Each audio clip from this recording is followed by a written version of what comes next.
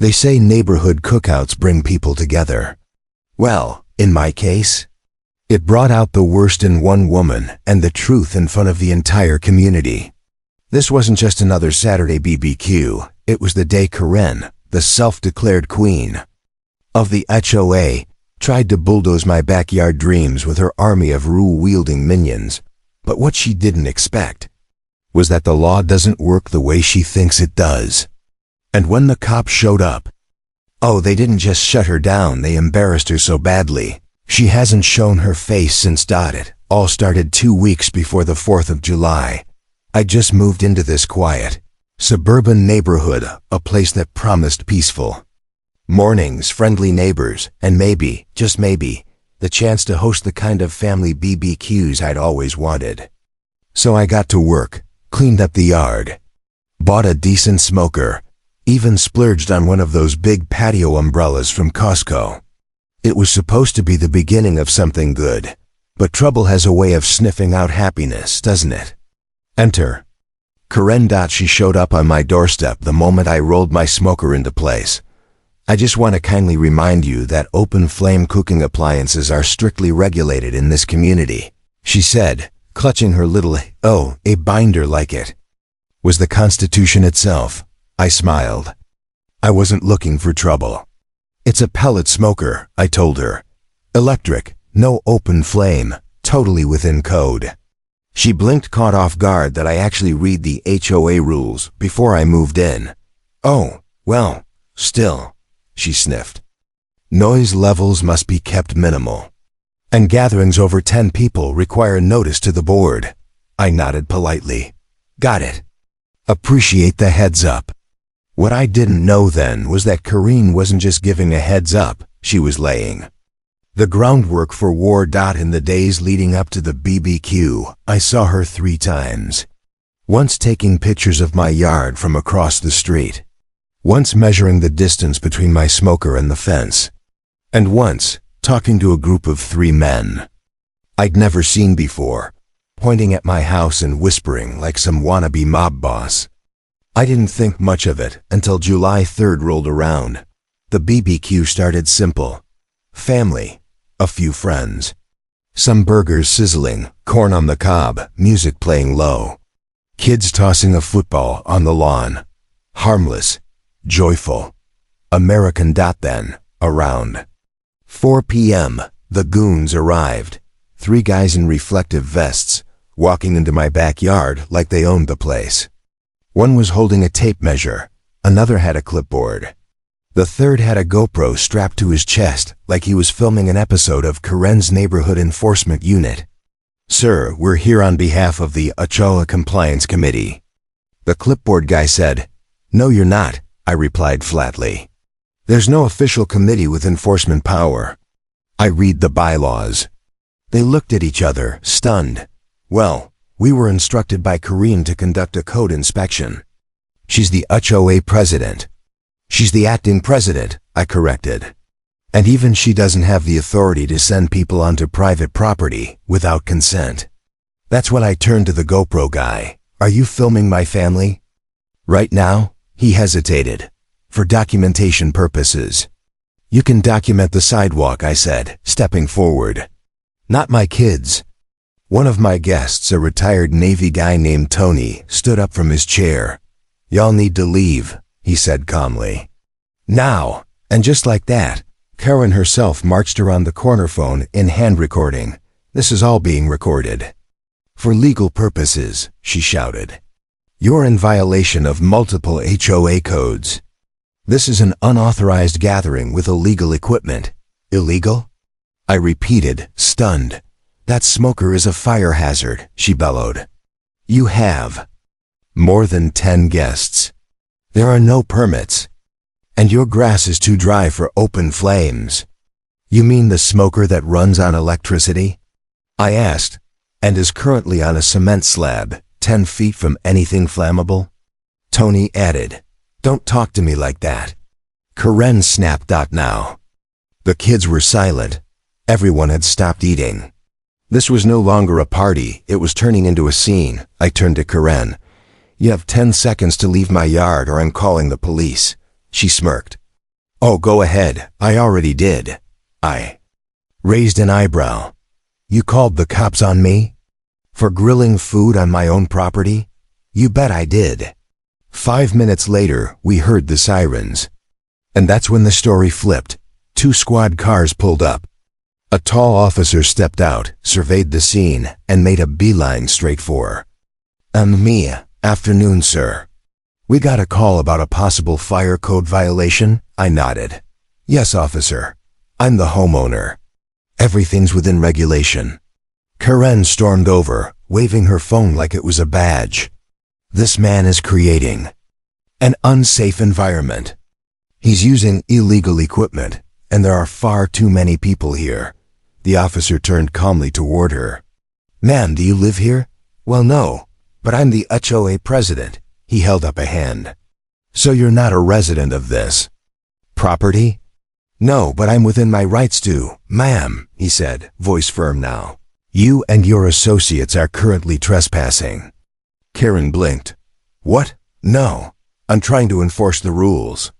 And the rules, he said, do not allow you to enter someone's yard without permission. Nor do they authorize random inspections by unlicensed individuals. And you, he said, turning to GoPro guy, are filming private citizens without consent. The officer waved over his partner. Start taking statements. This may be a civil violation and possibly criminal trespass. Karen's face paled. Wait, what are you saying? I'm saying, the officer replied, you may be facing a citation, or worse. Suddenly, Karen wasn't so loud anymore. The officer looked at me. Mind if we take a look at the smoker? Go right ahead. He walked over, inspected the unit, and turned back with a grin.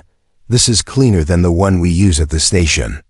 I smiled. Appreciate that. By now, the whole party was watching as Karen stood frozen. Her little crew behind her, not so tough anymore. The officer finally looked back at her. Ma'am, I'm going to have to ask you to leave. If you don't, we'll be forced to take further action. Karen's lip trembled. This is a misunderstanding. I was just trying to keep the community safe. By harassing your neighbor on a holiday weekend? That's when someone from my party clapped. Then another. And another. In seconds. The backyard broke into cheers. Karen turned red as a tomato. She spun around and stormed off, muttering under her breath. The officer handed me a card. Let us know if she comes back. I thanked him, shaking his hand. Just like that, the nightmare was over. But what came next was even more shocking. They say when someone shows you who they really are, believe them. Karen showed the entire neighborhood exactly who she was at that BBQ, and we believed her. But the story didn't end with her being escorted off my property. No, that was just the beginning of what turned into a full-blown war between her, the HOA board, and a very fed-up community. And how it all ended? Let's just say, karma had the last laugh. The morning after the BBQ, things were quiet, too quiet.